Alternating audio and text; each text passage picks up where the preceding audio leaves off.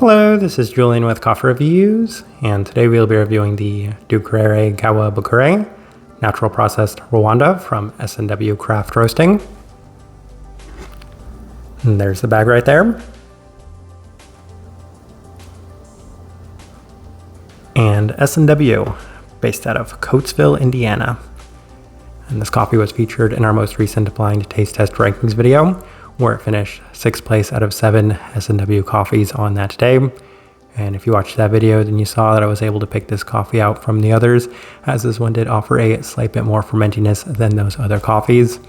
That being said, I don't necessarily think that that video was a great representation of any of those coffees, as not only did I feel like they were too fresh to be consumed, but they also all dramatically changed since that video.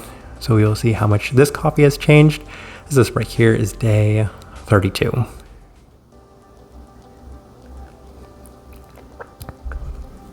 And a quick bit of note on the S&W reviews that we do have coming up. These were all 100-gram sample bags of coffee, meaning that these will be slightly shorter reviews. But the recipe we opted for this coffee was S&W's recipe at a 16:1 water to coffee ratio, brewed at 99 degrees Celsius, about 210 degrees Fahrenheit. And I like this one best through the Chemex, which indicates a more medium grind. Roast profile for this coffee, I do appreciate S&W having a scale for their coffees, as this one right here is identified as being slightly lighter than the wash processed Kenyan coffee that we're reviewing, but also slightly more developed than the natural processed Ethiopian coffee that we're reviewing. That being said, all these S&W coffees do fall on the slightly lighter side of things, as I wouldn't necessarily say that they're overly light coffees. I feel like a lot of people would either call this as being a little bit more developed of a light, or on the slightly lighter side of that light medium in terms of that roast profile. With all that out of the way, let's go ahead and start discussing this coffee. Day 12, first impression. And that was the blind taste test day, as the most noticeable aspect of this coffee was that ever so slight fermentiness that did give it away as being one of the natural processed offerings with a slightly darker fruit themed cup, indicating that it was perhaps a little bit more in line with the Rwandan-like characteristics than the Ethiopian-like profile. Notably clean for a natural nonetheless, as the cup remained soft. I did allude to that a lot of these coffees felt like they were a little too fresh to be brewed, as this was that day 12 mark. We move on to day 15 as we opted for the Chemex, and there was already a noticeable improvement to the cup, with it offering a bit more intensity as it continues to skew in the darker fruit-themed profile, in line with the listed grape and plum as well. Still relatively clean, especially for a natural processed coffee, so in line with that initial experience. We move on to day 18 as we opted for the April brewer, and it's continuing to offer plenty of similarities to the previous experiences, with a slight bit of herbality and floral aspects as well. That was in line with the listed rose-like attributes to this one, so I'm experiencing a fair bit more of the profiles within this coffee, a bit more intensity again, as this coffee was just notably better, and I couldn't help but feel that this coffee was improving with a little bit of time that we had given it. Day 21, through the V60 with S&W's recipe, and a lot of the themes continue to remain the same, with a mostly dark fruit forward profile and a red teamed tint to the cup. Intensity continues to increase per cup, with it sacrificing very little of the clarity, as it continues to remain on the cleaner side of things relative to naturals. Darker berry aspects felt a little bit more this time around, especially within the finish, as I could identify a little bit more of those blueberry-like attributes to this one. Day 25, through the Chemex with S&W's recipe, and this is the first time the cup felt like it has lost a little bit of its structure, with the fermentiness and acidity skewing a little bit more in line with this winey-like attributes that made sense with the listed grape. That being said, there was better definition to the rest of the cup, as the rose was very well defined and a bit more of the heavy, darker stone fruits within this one. So I felt like the trade-off was actually worth it, and that's why I opted for this one being my preferred recipe on this coffee.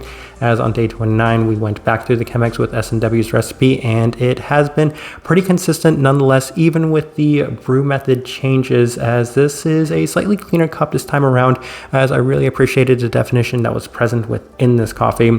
Red fruit characteristics yet again, with the cup being defined and structured in a notably red fruit and floral sense, with the darker fruit aspects also present, some slight herbality and a slight candied tone as well, giving this cup a fair bit of depth as well. All right, let's go ahead and put up the tasting wheel so you can see what we're getting.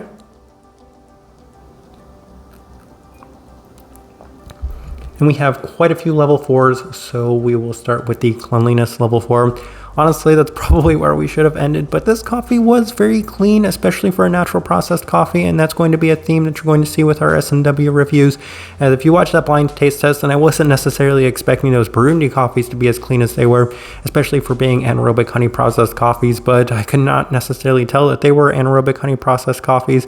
They really did not seem to have anything that would kind of take away from that clarity. And while the fermentiness was initially felt in that blind taste test video, I can say with time that it wasn't really a factor, and even then the great definition and clarity of the rest of the profiles within this coffee did lend itself towards being a much more cleaner themed coffee. So for that reason, it does justify level 4, so massive credit to S&W scoring that for a natural processed coffee, which is very rare these days. Finish, level 4. And as I kind of mentioned, it did have a very red themed tint to this coffee, and as a result, a lot of the red factors are present within the finish, mostly thinking of the floral aspects to it, a slight bit of herbality as well. In addition to that, there's a candied component, so all of these things did seem to go pretty nice together in a very pleasant finish. Sweetness, level 4, and if you're going to nail the clarity when it comes to a natural processed coffee, then scoring the sweetness at a level 4 is definitely going to play a huge role in just the overall enjoyment of this coffee, as that's not too surprising. At no sense would I say that it was overly, we'll say, too intense or overbearing.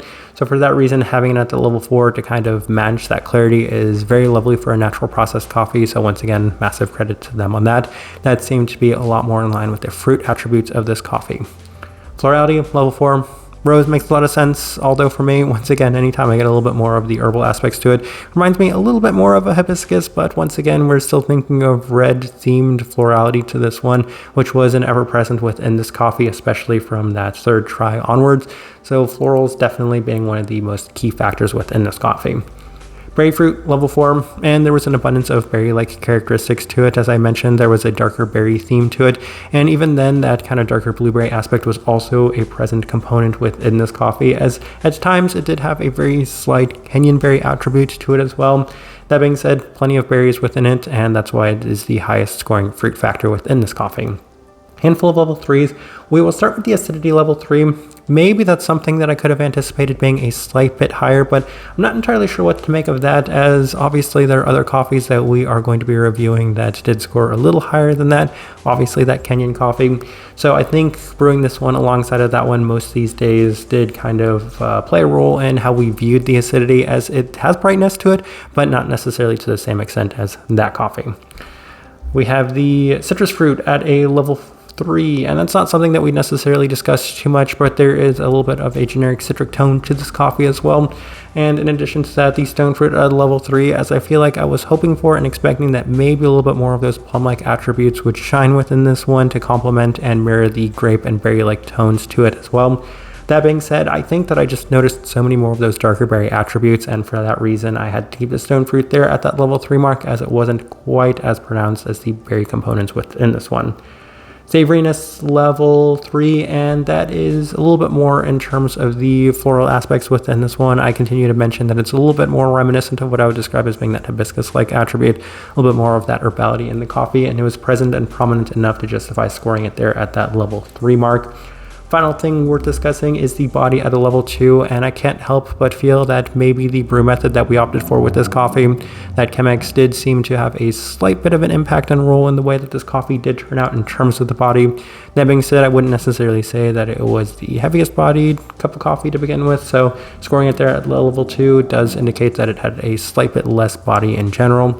But as I'm looking at this tasting wheel, I do think it's a pretty good representation of what I was getting from this coffee. All right. So my overall thoughts and impressions of this coffee.